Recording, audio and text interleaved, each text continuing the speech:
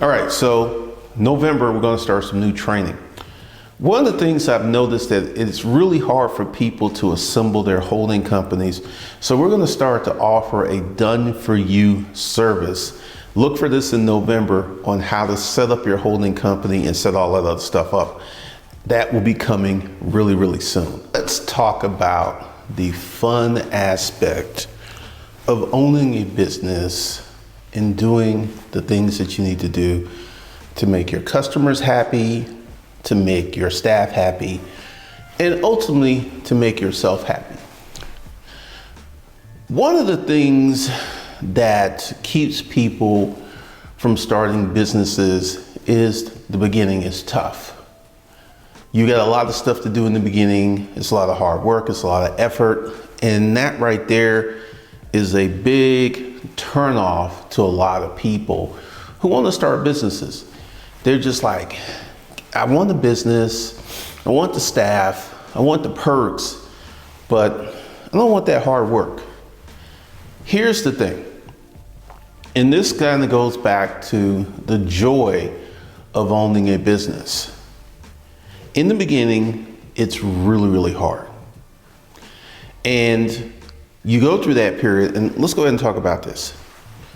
The starting of a business is hard, and I want you to compare and contrast that to going to the gym. When you go to the gym, you can't lift that much weight, you can't do the exercises.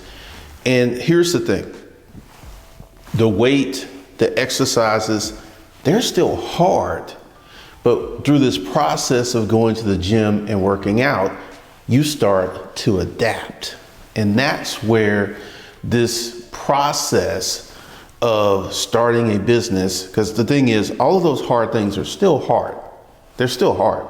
It's just you have become more skilled, more competent, and you're doing the things that you need to do to keep your business rolling. And one of the things that you have to understand, and one of the things that you have to look at, is the process. And you go through that process and you weather all of those storms and hard things. Then one day you're in your office and the phone rings and it's a customer and say, hey, we're really, really happy with the products and services you provide us. And you get up and you walk out and you see your staff and everything. And then a smile comes across your face because you remember in the beginning, it was nothing like that. It was nothing like that. And you stuck with it. And now you have a successful business. Now you have something that is really, really different. And one of the things that you have to look at, and one of the things you have to observe, is this process of you becoming a better you. This is one of the things, and this is where the joy of owning and running a business comes in. Because I don't care what kind of business you have. You're going to have headaches, you're going to have trials, you're going to have tribulations. I don't care what you have.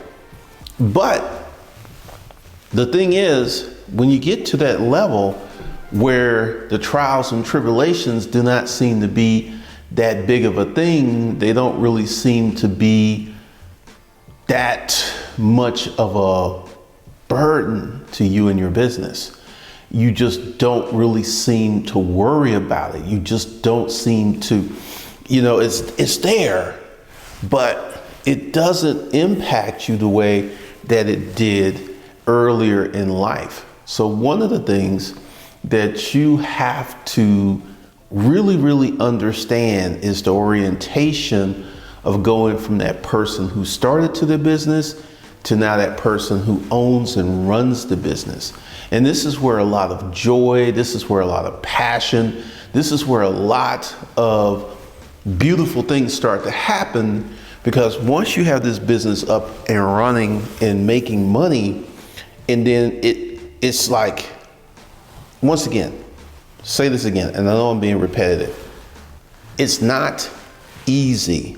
You have adapted. You have become stronger. You've become bolder. You've become more of a capable human being, because here's the thing. When you started the business, there were skill sets you didn't have. There was skill sets. There was a whole bunch of stuff that you didn't have. Now, 2, 3, 4 years in the future, you have those skill sets. You have the ability to communicate with the people. You have the ability to hire people. You have the ability to run a business. And with that is a serious amount of joy and passion that will come your way if you stick with it. Because this is one of the things that I have come across in training people. When it gets tough, this is when people want to quit. This is when people want to give up. And one of the things that I have seen over and over again is people who stuck with it, regardless of how hard it became, regardless of all the stuff that was going on. They stuck with it, and one day they looked back and they were so proud of themselves for sticking with it. They were so proud of doing the thing. They were so proud of being that person who set up their business. They were so proud of being that person that literally changed their lives and the lives of their family by sticking with the business. Because this is one of the things. You will see people who have businesses, and this is a really common thing on the internet, to run up to someone who has a really nice car and ask them what they do for a living. Or run up to someone that has a really nice house and ask them what they do for a living. Now, let's go ahead and have this conversation. You know right now that if you were to go to medical school, become a resident, complete your residency, and then do your fellowship and become a doctor, you know that you would be making more money than average folks, right? But for some reason, people are passionately curious that if a guy is in a nice car, what does he do for a living to be able to afford that car? And honestly, I feel that it's just about curiosity. I don't think that's about actually taking this information and doing anything to create something significant, to create something quite deep, to create something very, very big, to create something that is going to be overwhelmingly positive in their lives. They just want to know.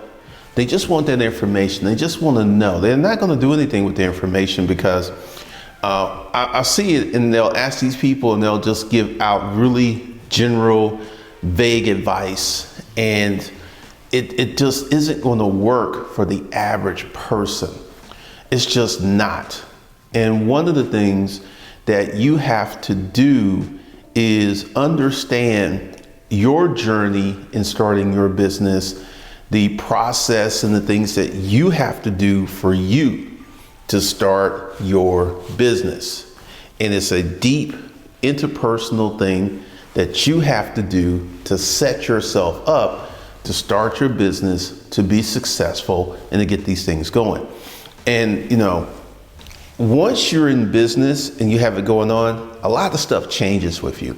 The content that you consume online changes. Everything changes.